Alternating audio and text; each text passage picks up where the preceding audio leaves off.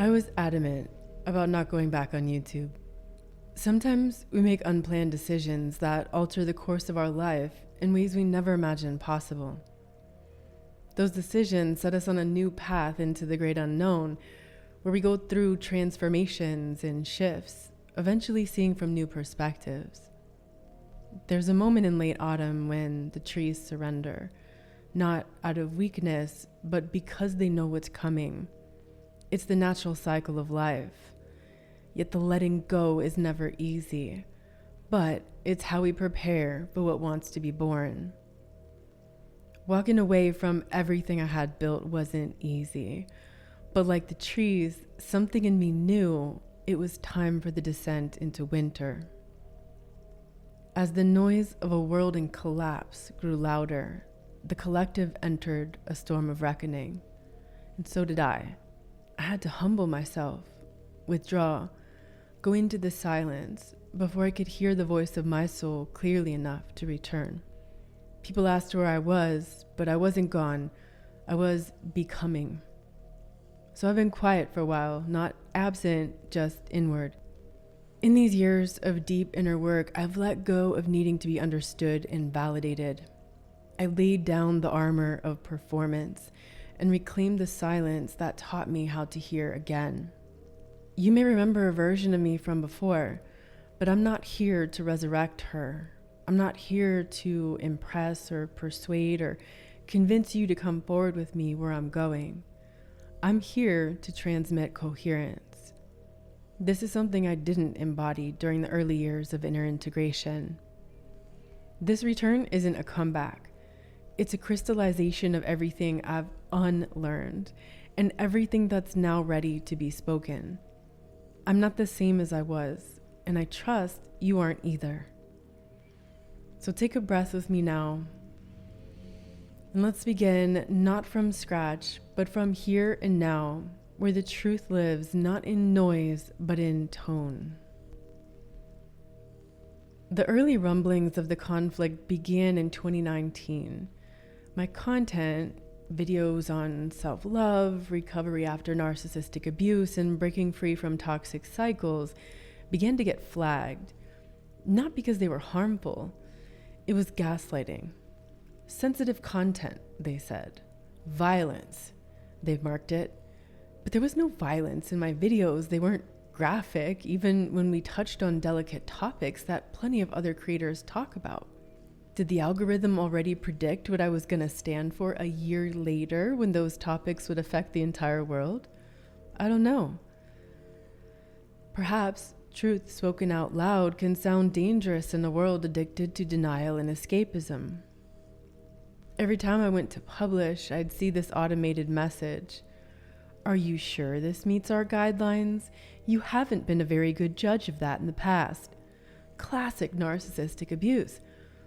I realized I was in a relationship with a platform that mirrored everything I'd spent years helping people overcome.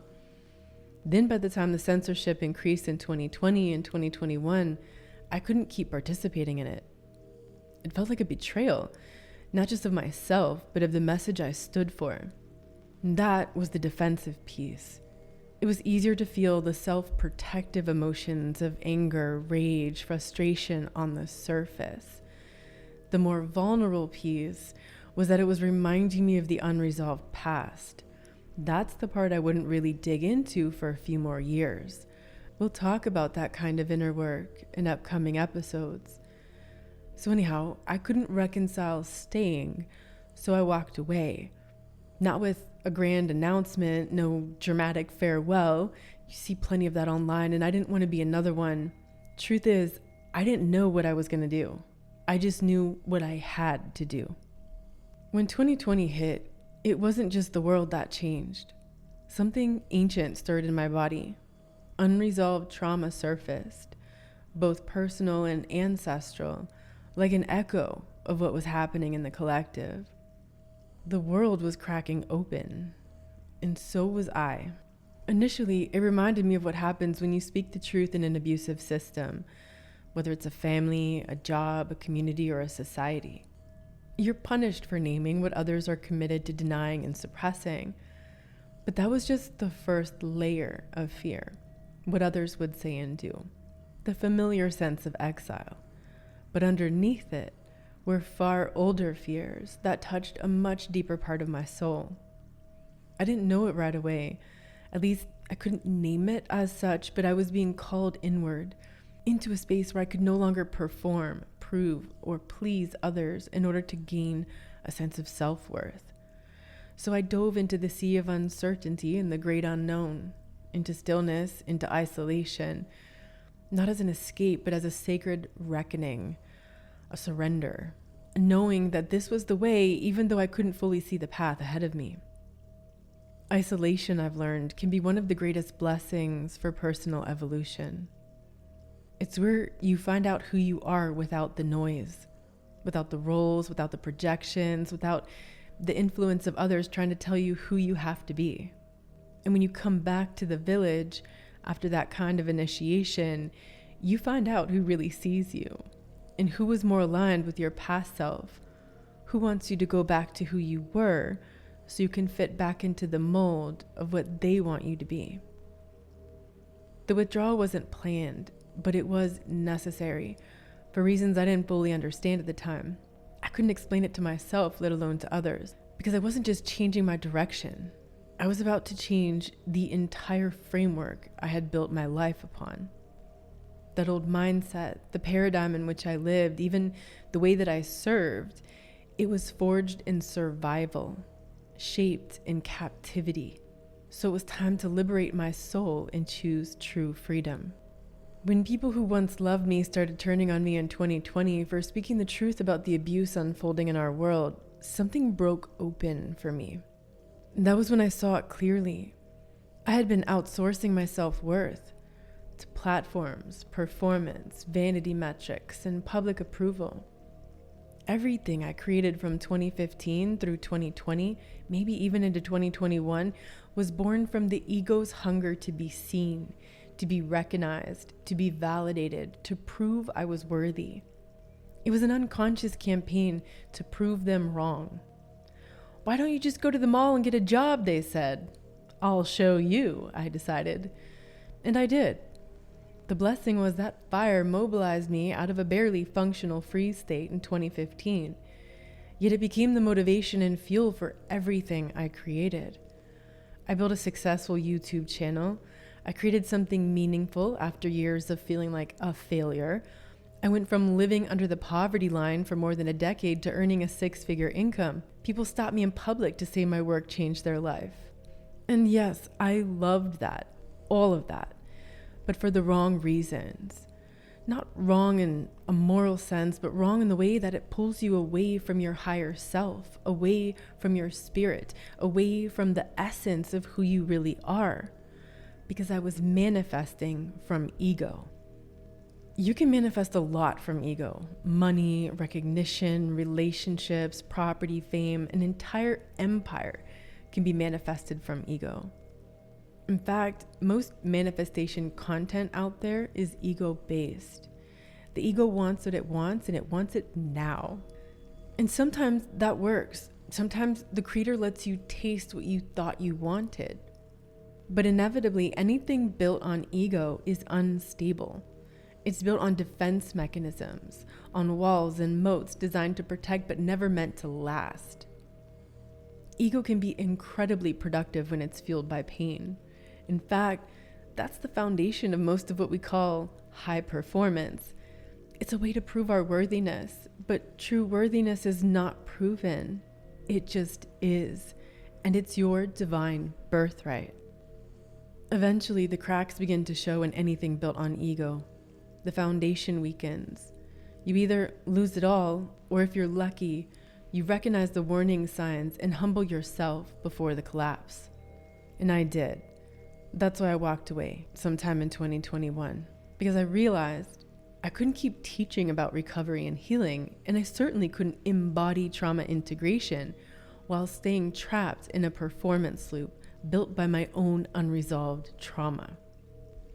Nobody really talks about the ego that forms after trauma, but it happens. If you never had a solid sense of self, or if your identity was always defined by somebody else's projections or what made them happy in order for you to feel safe, then building a strong ego can feel like progress. At first, it is progress. You start defining yourself on your own terms. You learn boundaries. You say no. You stop letting people walk all over you. But often, we overcorrect. We become rigid, defensive, bitter, judgmental. We get caught up in the frequency of condemnation, and that energy reverberates back on us so we can feel it. We become the judge, jury, and executioner, shouting from the rooftops, calling out abusers, demanding justice, and we put on labels like, I'm an empath, I'm a highly sensitive person, I'm such a good person, it's a shame there's all these psychopaths out there. But that's all in an attempt to feel superior after living in inferiority for so long. When you never feel good enough, and then you find a reason to feel like you're better than those who hurt you, that's a trap too. It feels like power, but it's not. It's false empowerment, and it's a place where many get stuck. It's the entanglement of the blame-shame cycle. It toggles back and forth between superiority and inferiority. It's just the ego and the stories it creates. Just scroll through the comments on narcissistic abuse channels or read through the trauma support groups. You'll see what I mean. And if you're really honest, you'll probably see some reflections of your own inner dialogue. No shade, I've been there too. Most of us develop a kind of superiority complex once we realize that we were abused. We think we're better than the abuser, or the enabler, or the person who hasn't woken up yet. And sure, there's some truth in that, at least in terms of moral alignment, but superiority is still part of the ego loop. The ego only knows two positions, one up or one down, better than or less than. And it's not fixed. It flips back and forth depending on external circumstances or even your own inner dialogue, the rumination that you're doing about what happened. So when you make yourself feel better by blaming someone else, even if it's an abuser, that same mechanism will eventually flip and put you back in the inferior role, feeling ashamed. That cycle continues, and it is exhausting. So much energy gets trapped in that mental drama. Energy that could be used for healing, creativity, imagination, intuition, and personal evolution.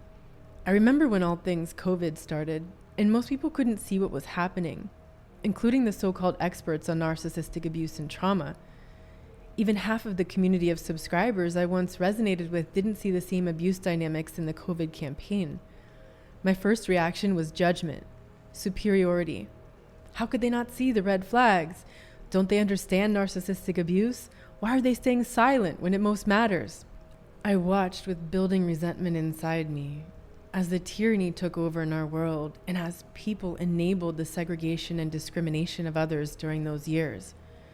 And it wasn't okay what was happening, but also my reaction, that wasn't compassion, that was ego.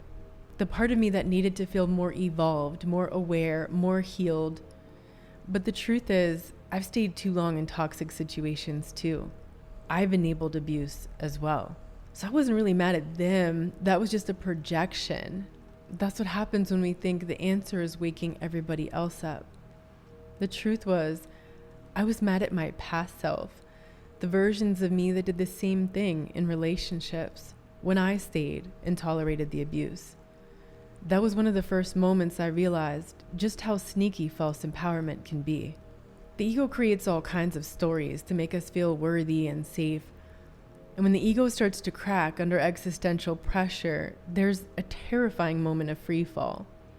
That's when you realize all the validation, performance, and identity you clung to for security was never real safety at all. But that collapse is also where the opening begins. That's where you start remembering something deeper. You are worthy because you exist. There's no such thing as essential and non-essential people. Eventually, I realized the safety and worthiness I'd been chasing externally could only ever be found within, through my connection to myself and the creator of all that is.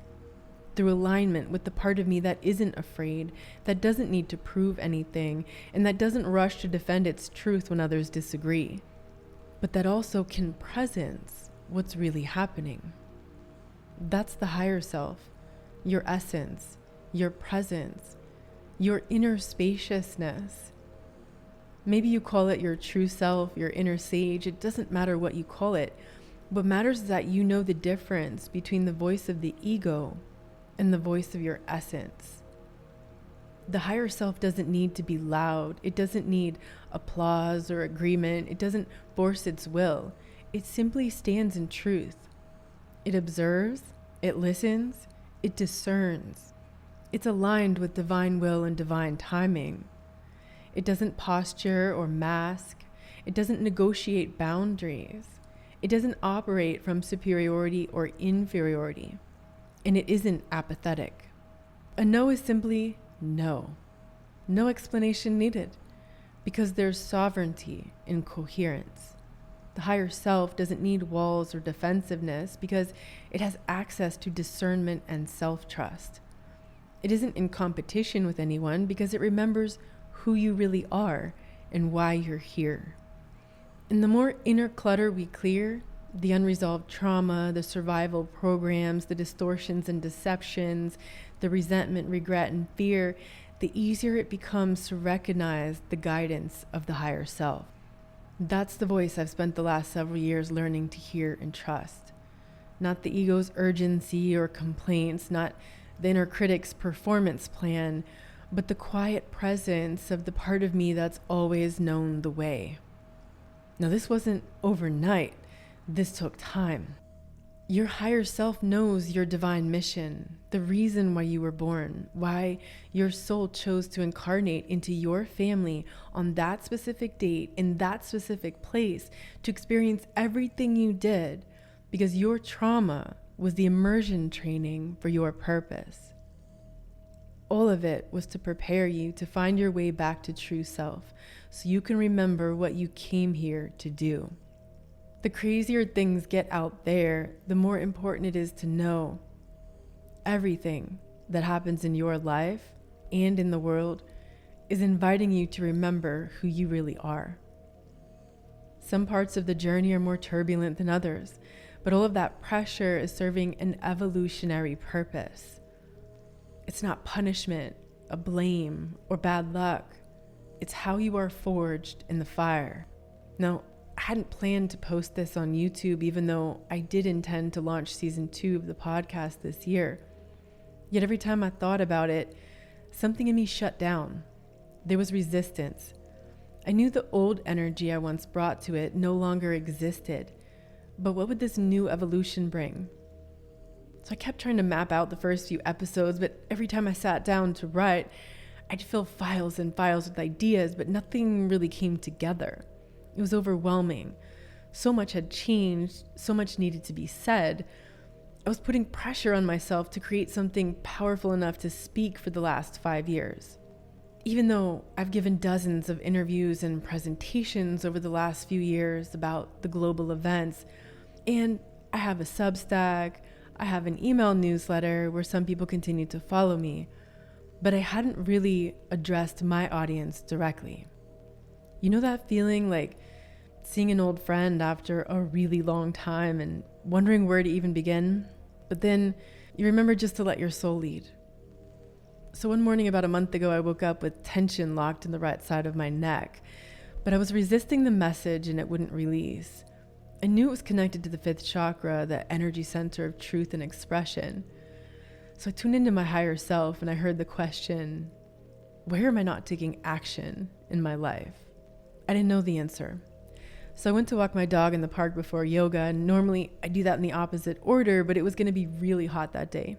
As I was walking there, I saw a woman up ahead struggling to carry 2 folding tables. She stopped, overwhelmed, just as I got there, so I offered to help her.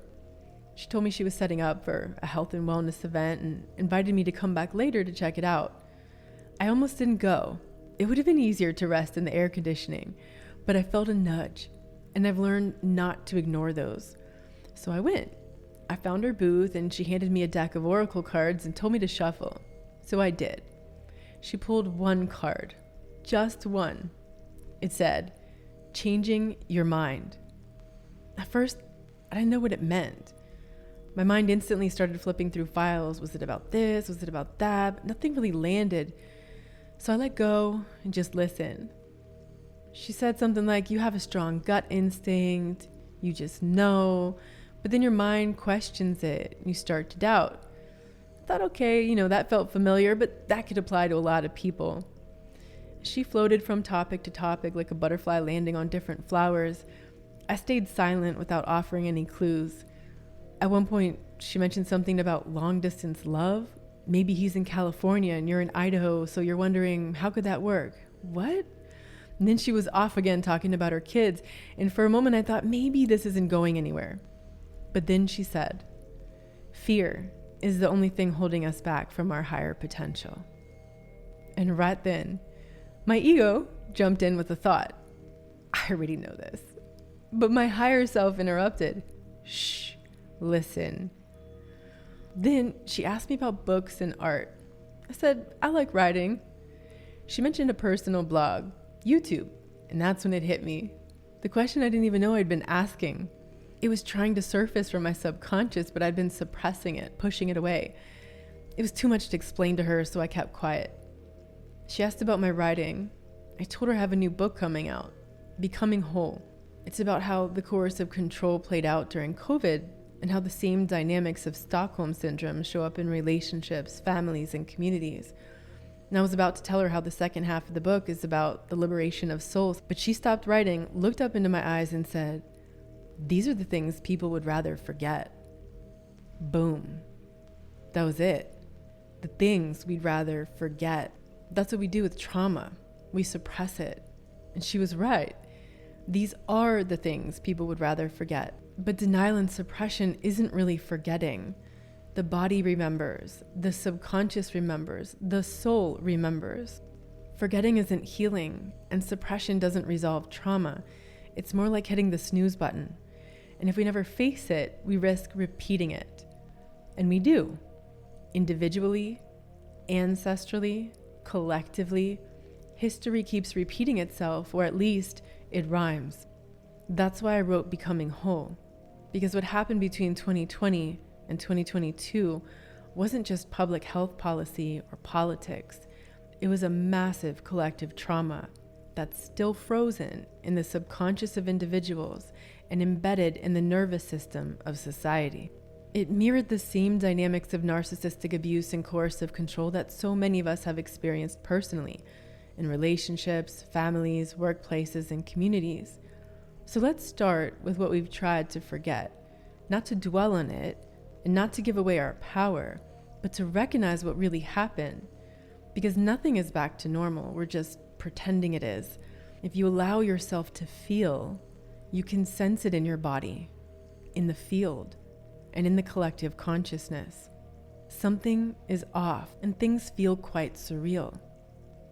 I want to name what we'd rather forget so we can acknowledge the fallout, heal from what we've carried, and stop the passing of this burden on to the next generation. Because what happened wasn't just evil taking over the world. It was an opportunity, a blessing, the existential pressure that's inviting us to look within. Because in some way, everything that happened in the world was echoed in your story, in your soul memory, and in your nervous system. It was just 5 years ago. The whole world was locked down. Businesses closed, borders sealed, families separated, people dying alone, others withering away in loneliness. Children pulled from classrooms, masks on 2-year-olds, weddings canceled, funerals forbidding people to comfort the lost together. Millions lost their jobs, millions more lost their minds. They told us it would be 2 weeks to slow the spread, but 2 weeks turned into months, then years. And the rules kept changing, the goalposts kept moving, the fear bombardment kept escalating, relentless over time. Remember?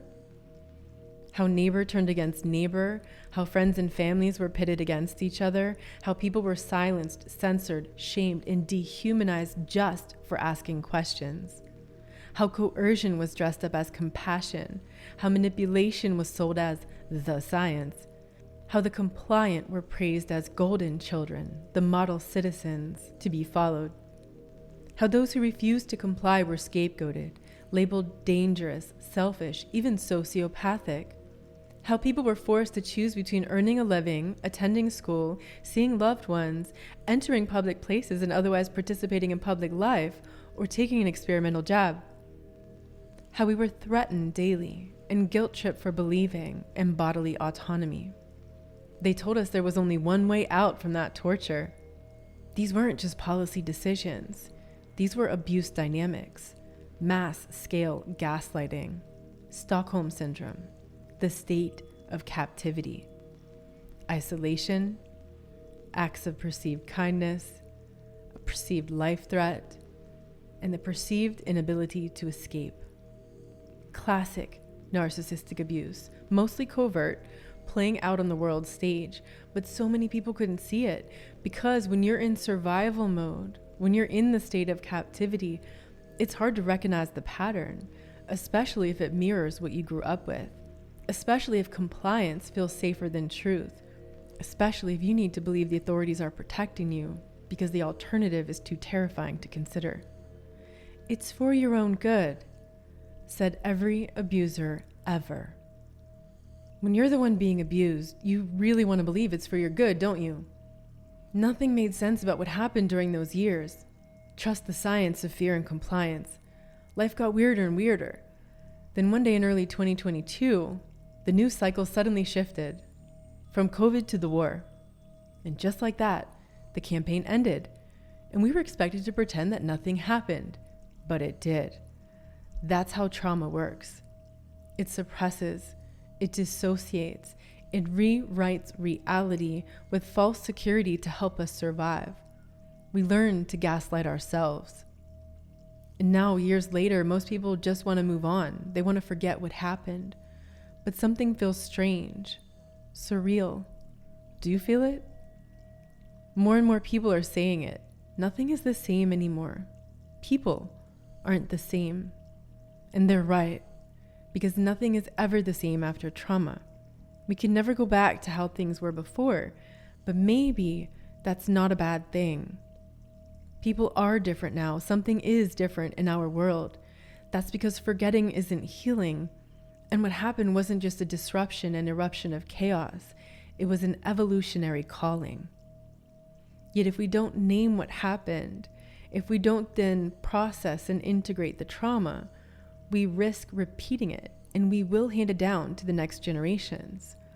That's why Becoming Whole had to be written, because we cannot process and integrate what we refuse to remember. Collective trauma, like personal and ancestral trauma, will keep repeating itself until we bring it out of the darkness and into the light. The amazing thing is more people are awake now than ever to the narcissistic abuse playing out on a societal level. They're seeing the patterns, the gaslighting, the manufactured guilt, the fear bombardment, the weaponized virtue of compliance. And they're beginning to question what they once accepted without hesitation. People who would have never used the word trauma a few years ago are now reading books about it, watching videos, sitting with their pain. Because at some level they're starting to realize that the collective trauma is bringing to the surface our unresolved personal and ancestral traumas. People who once believed the experts without question are now listening to their bodies, their instincts, their discernment, their inner knowing. They're starting to withdraw their participation in their own victimization. And yes, there are still many who want to stay asleep, who feel safer avoiding it, and that's okay. That's their soul path. We aren't here to wake people up. But what's interesting is even the avoidance is different now, because deep down people know something happened. They're angry, they're restless, they're depressed, and they're shut down. It's like most people have just enough energy to handle basic life responsibilities. Then they check out and plug into their devices or vices, rolling from day to day and year to year. Time just slips by into the oblivion. They may not have words for it yet, but they sense the fracture. They sense the tension. They can't fully feel it yet, but they sense something's there. At some level, people are starting to sense the dissonance between the world's performance and illusions and their soul's truth. And here's what I've learned. Once you start to see the pattern, you can't unsee it. You might try, you might wish you could go back, you might even gaslight yourself for a while thinking maybe it really wasn't all that bad. But once the illusion cracks, your soul starts pulling you forward. That's the invitation to inner integration. First, to feel, to listen, to presence, not to stay stuck in the pain, but to alchemize it, to understand it, to use it as the raw material to transmute it into wisdom, discernment, and purpose. We're not here to feel broken, and we don't need to be fixed. We're here to become whole. In the recent years, I've also observed that about 90% of people who wake up to some degree stay stuck in the early stages. They spend years learning everything they can about narcissistic abuse, watching the same kinds of content, repeating the same stories, stuck in the same emotional residue, replaying the same trauma loops. Some are even doing all the so-called right things: therapy, education, meditation, tapping, yoga, qigong, EMDR, mindset training, but deep down, something's missing. And that's because we can't bypass the inner work. You can't meditate or tap your way to healing trauma. You can't yoga your way to wholeness after the fracture. You can't just decide to be healed and voila, you're all healed. Those are self-soothing and self-care tools that can be beneficial. They help regulate the nervous system among other benefits, which is beautiful and necessary. Yet it requires constant willpower. Nothing can replace the depth of real inner work. The problem is when we stay focused on what they did or what they're still doing, an external focus, we're giving our power away. Your power is in your choice. But we can't make empowered choices until we're radically honest with ourselves about where those choices are coming from. I used to think the biggest challenge on the healing journey was that leap from powerlessness to empowerment, the threshold where you commit to 100% self-responsibility. And that is challenging. But now I see the bigger obstacle actually comes right before that. It's the self-honesty. And that's where most people stop. Level 1 of honesty is the external truth. Level 2 is the internal truth. And that's the one we avoid like the plague. I get it. I've been there. It's easier to point the finger at what someone else did. And listen, I'm not saying you're wrong about what they did. I'm saying it's not your fault that someone hurt you, but it is your responsibility what you do with that, how you show up, how you participate in your life, the choices you make next. And I know if you're stuck in victim consciousness, that can sound like blame, but blame and responsibility are not the same. One keeps you powerless. The other sets you on a path of empowerment toward a state of freedom. The trouble is when you're living from old trauma programs, your choices are automatic. It doesn't feel like a choice because the programming is running the show. It's making the decision before you're even aware that there was a decision to make. That's why awareness is the first step. If you can shift your perspective from what happened to you to what happened for you, that's when the doors begin to open. So ask yourself, how did it serve you to experience that relationship or situation? What did you learn? How did it serve you to grow up in your family system? What gifts were hidden in the pain? How did it serve us as individuals and a society to live through the unthinkable since 2020? What did we learn? These are the questions that lead to liberation. These are the questions that I took into the trenches. I had to go back again. I thought I was done with the victim loop, but in the chaos of the world stage, I found myself pulled back in, focused on them, on what they were doing, on the injustice of what was happening, and on what they should be punished for.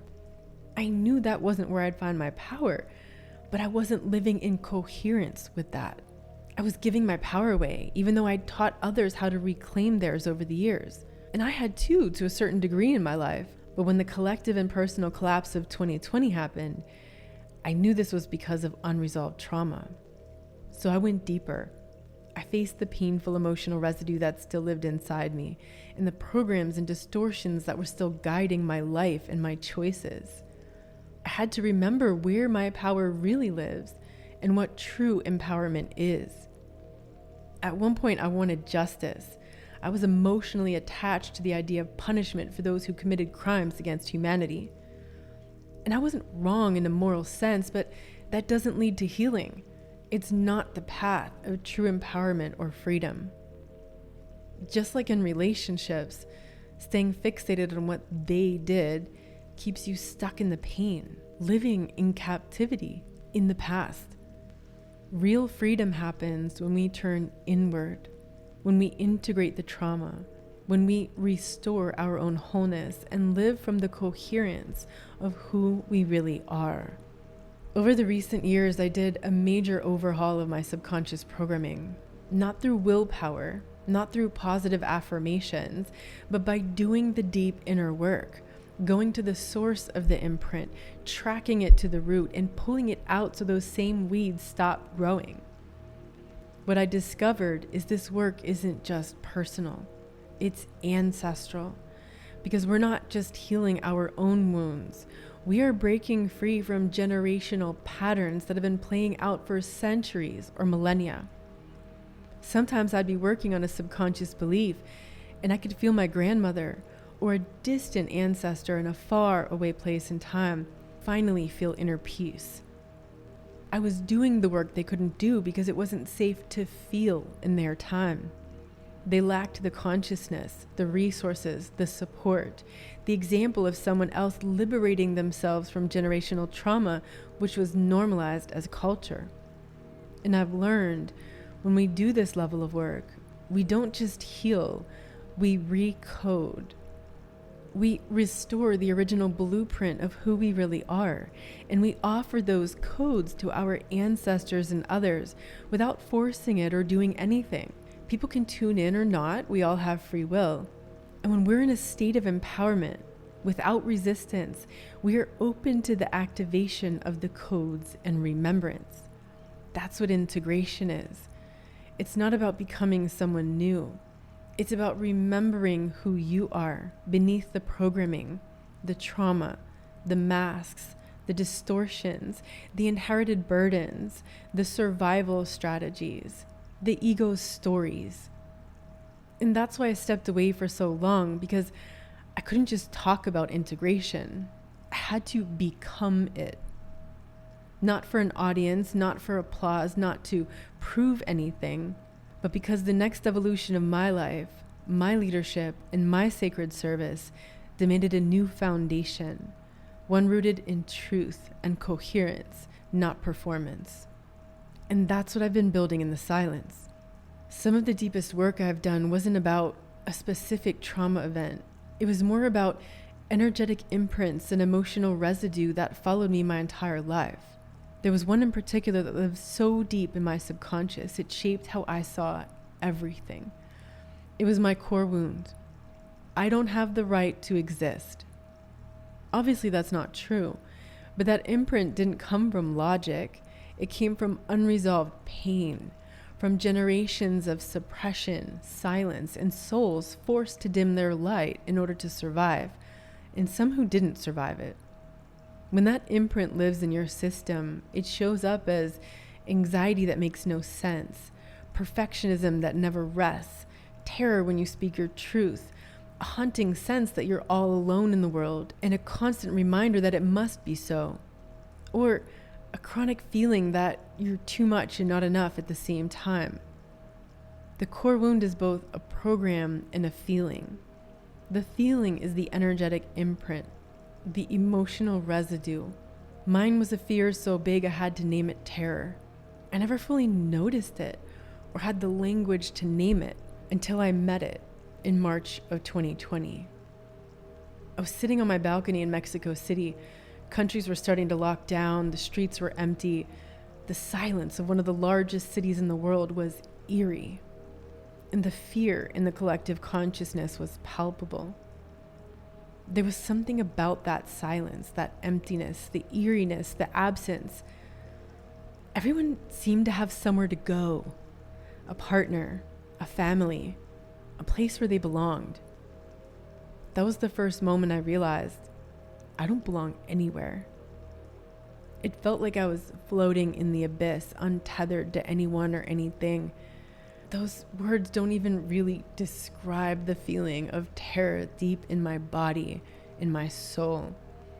So I had to dive into it, not immediately, because first I had to move through the outer layers of defensiveness and self-protection, but years later to explore the felt experience of that terror, to find the parts of me that were still frozen there, that had always lived from that distorted resonance, that had always felt drawn to people and situations that reminded me it was there.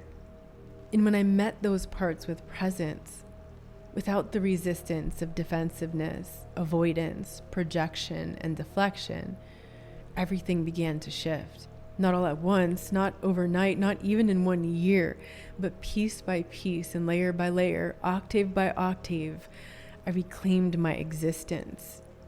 And that reclamation is sacred. Because when you restore your core wound, in this case, the right to exist, not as a concept, but as a truth in your body and soul, everything changes. You stop settling, you stop shrinking, you stop apologizing for being here. Some of y'all might carry the same imprint, while others have a different core wound. But the archetypes are universal. This is the kind of work we'll be diving into in upcoming episodes this season. So if you feel something stirring in you as I say this, you already know this inner work is calling you. And if not, that's okay. It's not your timing yet. So go ahead and take a breath. Really, right now, just inhale and exhale and let your breath move through your body. Then ask yourself gently, what's the imprint I've been living with? What program has been running in the background, shaping how I see myself, how I live, how I love, how I create, how I show up in the world, and how I am when no one is looking? Just noticing it without judging it, just allowing to emerge what arises with compassion and curiosity.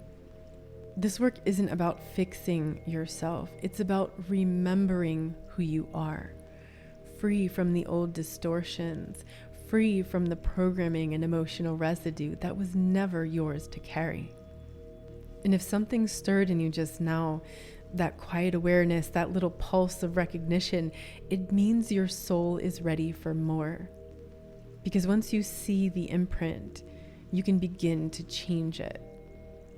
That's the powerful work I've been doing, clearing the roots, releasing the burdens I'd been carrying, reclaiming what was always mine, and preparing to guide others through the same sacred process.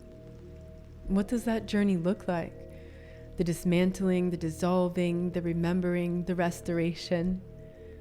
This work isn't just personal. The programs I was clearing, none of them started with me. They were passed down unknowingly. Unspoken burdens, unfinished stories, unfulfilled dreams, unresolved pain woven through generations.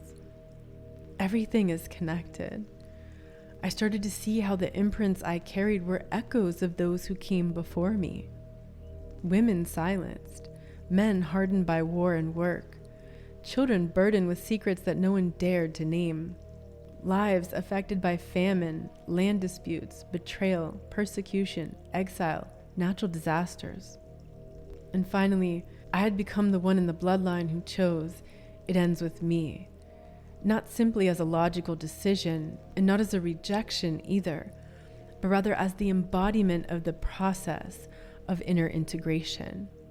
Years ago when I heard that phrase, it ends with me, I had interpreted it as a rebellion against the legacy of trauma in my family. That's not me.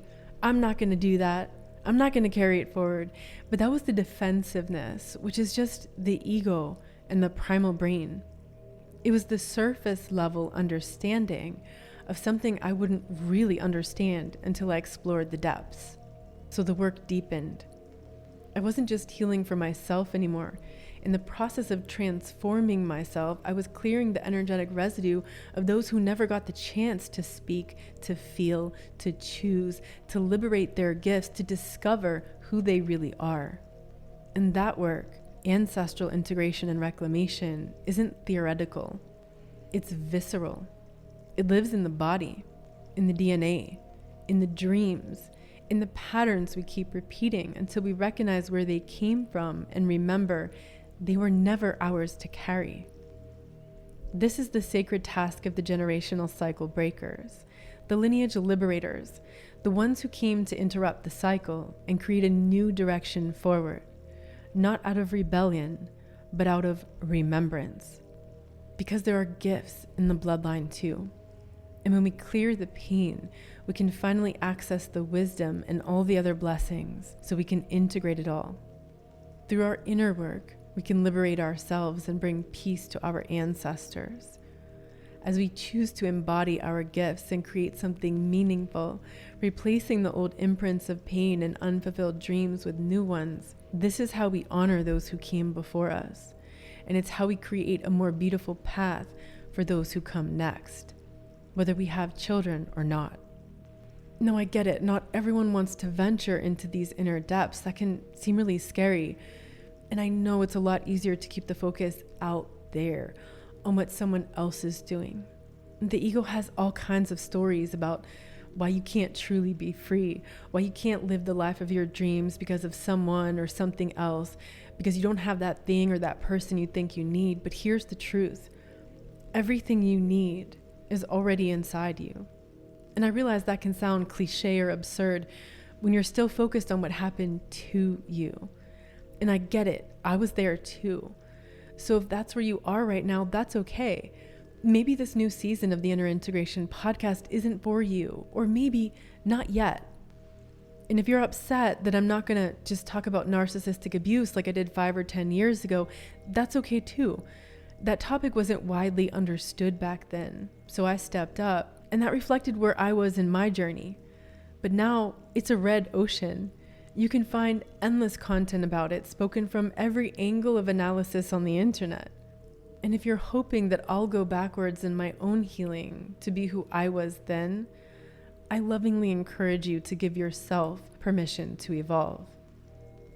If you're still listening to the same kind of content years later, ask yourself, what are you getting out of staying stuck in that part of your process? What's the payoff for not moving forward?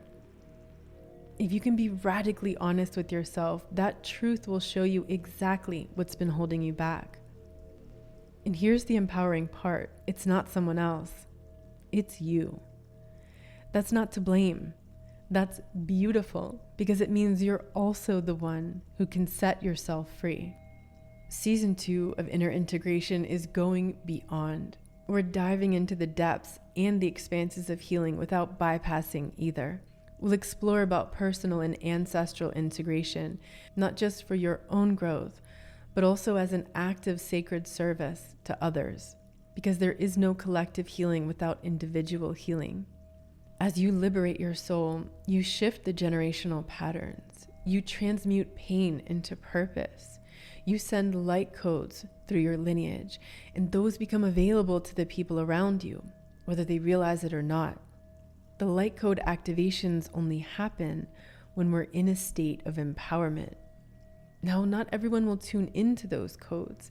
That's okay. It's not your fault. You're not here to save your partner. You're not here to save your family. You're not here to save the world. I'm not returning to save you or the world. I'm returning now as an embodied invitation for others to find their own center. I'm here to anchor stability in the midst of collective distortion and upheaval. I'm here to stay present without merging into the suffering of others or bypassing what's happening. I'm here to be a field of coherence and a mirror in which you have the opportunity to see yourself.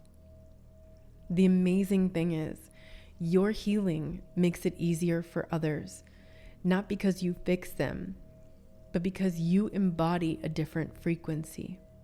Your presence alone can recalibrate the field.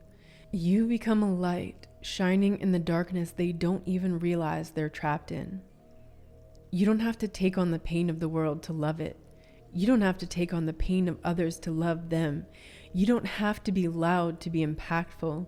You don't have to collapse, hide, or disappear to stay safe. You only have to return to your tone in your coherence, because your resonance is already doing the work. This work isn't about healing the past. It's about reclaiming the blessings of the past, the strength, the wisdom, the resilience, and reweaving those into the now to create a future free from the distortions, emotional residue, and the wounds. It's about the path of transformation, from victimhood to empowerment, from captivity to liberation, from subconscious to conscious, from survival to sovereignty, from trauma to purpose. Take a moment to breathe all of this in. You're here. You made it through so much. And if you're still listening, then something in you knows you're ready for more. Not more content to consume, but more truth, more presence, more soul, more coherence. This season of the Inner Integration podcast is devoted to that deeper evolution. We'll explore the path of remembrance and reclamation. We'll talk about ancestral healing, soul integration, and purpose embodiment. We'll dive into the shadow and the light, not to stay stuck in what happened, but to transmute it and finally become whole. I'll be sharing stories from my own journey, insights from sessions, and conversations we're not having often enough in this world, but desperately need to. I'll be inviting some people on to go through a process with me for their own personal and ancestral integration, and so you can witness what this inner work looks like in real time and see the resonance in yourself. If this spoke to your soul, make sure to subscribe or follow wherever you listen to podcasts. Share this with someone else on the path, someone who's ready to go deeper, beyond the surface of healing and into true integration. And if you'd like to leave a message or note for me, something that resonated, something you want to hear more about, or if you'd like to be a guest in the podcast and go through a personal or ancestral integration session with me, you'll find a link in the show notes where you can do that. Remember, keep listening within. No more playing small. It's time to remember who you are. The world needs your wholeness now more than ever. You are not the wound. You are the medicine. Let your trauma become your map to purpose. Thank you for joining me today for this transmission of the Inner Integration podcast. Remember this, you are not broken. You are not behind. Your trauma wasn't a detour. It was initiation, an immersion into the very wisdom your soul came here to embody. To go deeper into this work, visit innerintegration.com. And until next time, big hug to you.